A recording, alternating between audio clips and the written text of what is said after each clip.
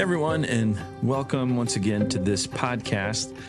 We're exploring Dietrich Bonhoeffer's letters and papers from prison. We're getting closer to the end here as we move closer to April of 1945 when Bonhoeffer dies, although the letters are going to end before that.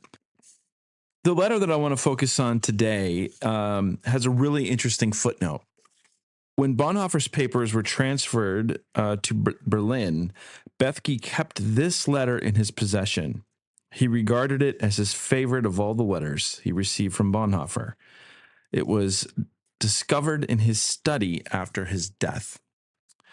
And in this volume of the letters and papers, the Fortress Press volume, this is the first letter after a section that comes part 4 after the failure, July 1944 to February 1945. And the failure that it's referring to is the assassination attempt on Hitler's life, where Bonhoeffer is going to move from being a prisoner who has or believes that there's a chance that he might get out, that he might survive, to basically knowing his fate, that he is going to be moved from the Tegel prison and sent to a concentration camp, and eventually he'll be hung. And I think in this letter, what we can say is, the title of this podcast is Becoming Christian. And for Bonhoeffer, that has a particular meaning. Becoming a Christian is to become a human being. And you can see this strain move through these letters, that Bonhoeffer wants people to begin thinking more about their embodied human life in this world. And what does the gospel mean for this world? Rather than focusing all of our attention upon some kind of world to come. And so for Bonhoeffer, to become a Christian is to become a human being in the likeness of Jesus Christ. And that has implications then for how we live and how we encounter God. God comes to us not in these hyper spiritual moments, but in our humanity. And when we think about the sacramental life, those of us, in the Catholic and Orthodox and Protestant traditions who value the sacraments, the sacramental life is about water and bread and oil. These are the elements of human life and human existence, and God comes to us in our humanity. And what does this mean for us? And how does this transform the way that we live our life? And in this way, what I want to do is hold up Bonhoeffer as an alternative way of thinking about what it means to be Christian. Today, especially as we get into this hyper-spirituality, this otherworldly emphasis, this turning away from our embodied kind of human experience. And even when we get into the doctrinal and the moral and the ethical, all of the emphasis right now, for example, on human sexuality, we lose sight and track of this understanding of what it means to be a human creature. And Bonhoeffer is pointing us back down to this world and saying to be a Christian is to be a human being in all of our finitude. So let me just read here a little bit of this letter, because I think this is the letter, and maybe this is why Bethke really valued it, where we hear Bonhoeffer say these things. He says, in the last few years, I have come to know and understand more and more the profound this-worldliness of Christianity. The Christian is not homo religious. We're not religious creatures, but simply a human being in the same way that Jesus was a human being. I do not mean the shallow and banal this worldliness of the enlightened, the bustling, the comfortable, but the profound this worldliness that shows discipline and includes the ever-present knowledge of death and resurrection. I think Luther lived in this kind of this worldliness. So again, the emphasis here for Bonhoeffer, what does it mean to be a Christian? It means to be a human being. and that the message and the gospel of Jesus Christ, the death and the resurrection of Jesus Christ, transforms our lived experience in this world and our identity as embodied humans. Again, what is the significance of this as we think about young people today, whether it's youth ministry in the church or whether it's engaging young people outside of the church in a variety of ways?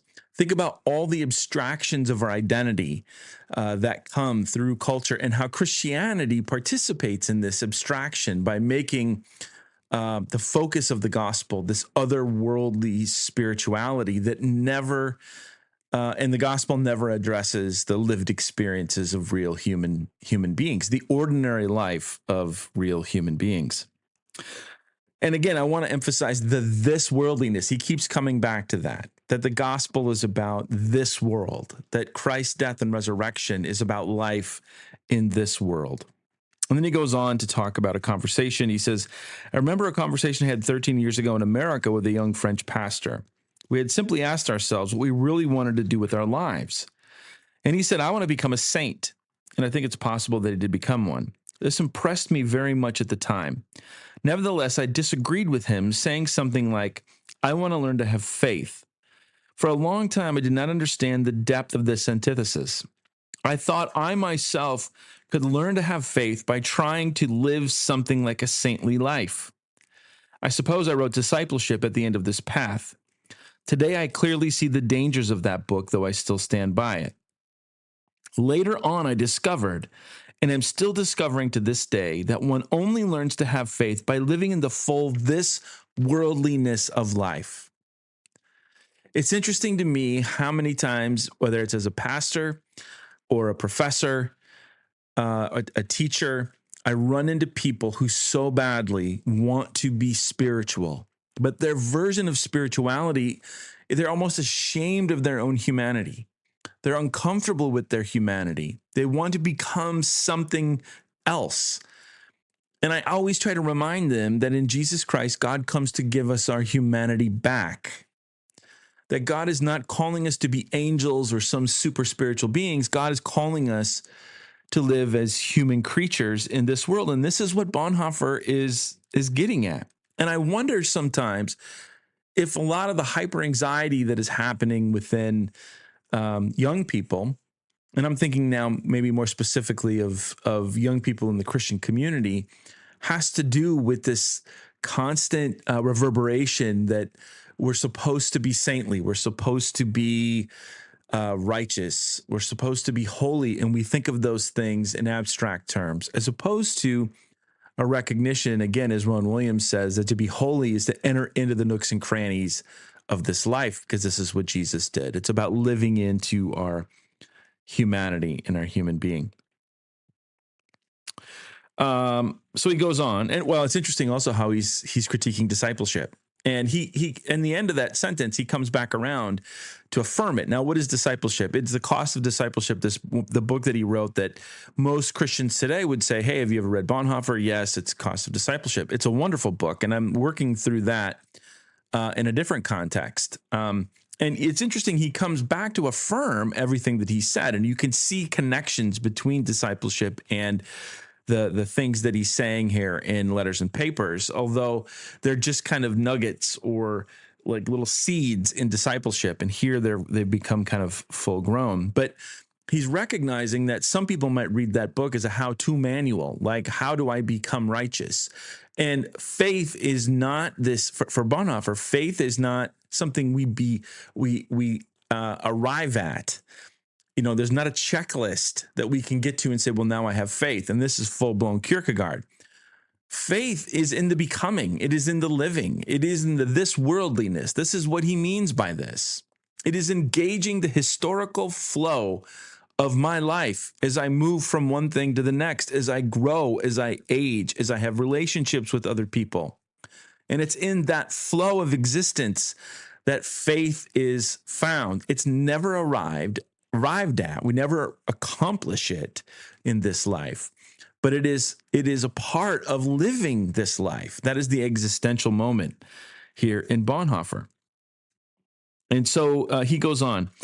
If one has completely renounced making something of oneself, whether it be a saint or a converted sinner or a church leader, a so-called priestly figure, or just an unjust person, a sick or healthy person, then one throws oneself completely into the arms of God. And this is what I call this worldliness, living fully in the midst of life's tasks and questions, successes and failures, experiences and perplexities. Then one takes seriously no longer one's own sufferings, but rather the suffering of God in the world. Then one stays awake with Christ in Gethsemane. So again, we're back to that idea of staying awake with Jesus in the garden. Now, it's interesting because I think that this could be interpreted as I just have to focus on God and Jesus and not worry about the other things.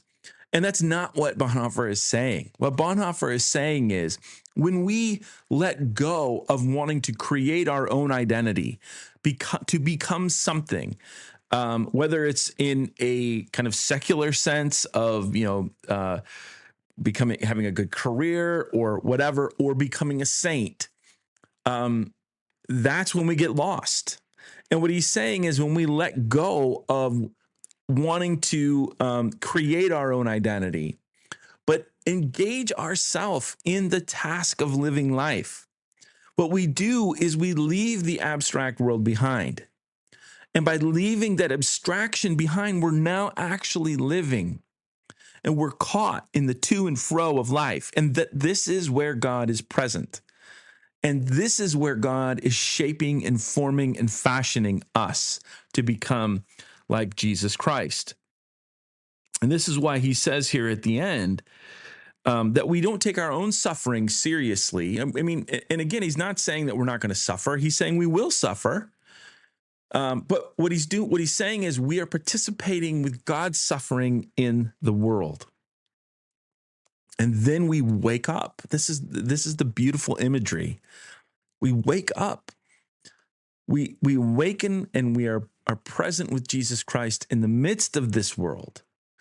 And, Kierkegaard would talk as well about going through life sleepwalking. And Bonhoeffer here is, I think, kind of toying with that metaphor a little bit to say we need to enter into the suffering of God in the world, throw ourselves into the world, and be awakened to our humanity in Jesus Christ. This is what he's saying. In other words, too many people, I think, today in Christianity want to be like, well, I'm just going to serve God and, I'm not going to focus on anything else. And Bonhoeffer is saying, no, it's by focusing on everything else. It's by getting your hands dirty in the world, living a life, having relationships with real people, enjoying things in the world, sports, music, art, culture, and in really engaging these things. This is where God is present, and this is where we become fully human. And again, I think what Bonhoeffer does, I think his letters and papers provides, I don't want to say a blueprint, but it shines a light on a path forward for thinking about what it means to be the church once we break through all this polarized nonsense and all this obsession with all of these kind of abstract morals and doctrines and politics and all of these things. And then we might actually be free to live. This is, I think, what Bonhoeffer is suggesting. And I think this faith, this metanoia, so again, he's using the idea of repentance, but for him, repentance is being awakened to who we are in Jesus. And this is how one becomes a human being, a Christian. How should one become arrogant over successes or shaken by one's failures when one shares in God's suffering in the life of this world? You understand what I mean, even when I put it so briefly. I'm grateful that I've been allowed this insight, and I know that it is only on the path that I have finally taken that I was able to learn this. So I'm thinking gratefully and with peace of mind about past as well as present things. And you have to wonder here if he isn't thinking about the fact that he participated, albeit on the periphery, he participated in this movement of overthrow, of assassination, and it didn't go well. And he's cast his lot in, and he knows where his future lies. He knows he's not going to get out. He knows that this is going to end in his death. And yet you can interpret what he's saying here as a sense of it is only by engaging in the problems of this world. It is only by taking seriously and taking responsibility for the problems of this world and by taking action that we participate in the suffering of God in and for the world.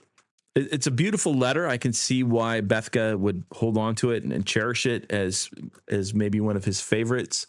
It's this epiphany that he seems to come to of making this understanding of being a Christian is being a human being.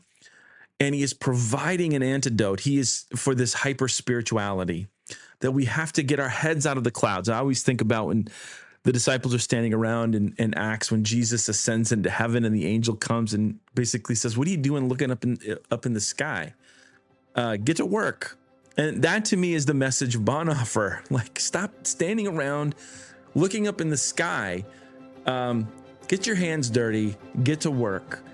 And it's only by engaging the world and taking on the problems of our neighbor and suffering along with our neighbor that we suffer with God. And this is what it means to be a Christian.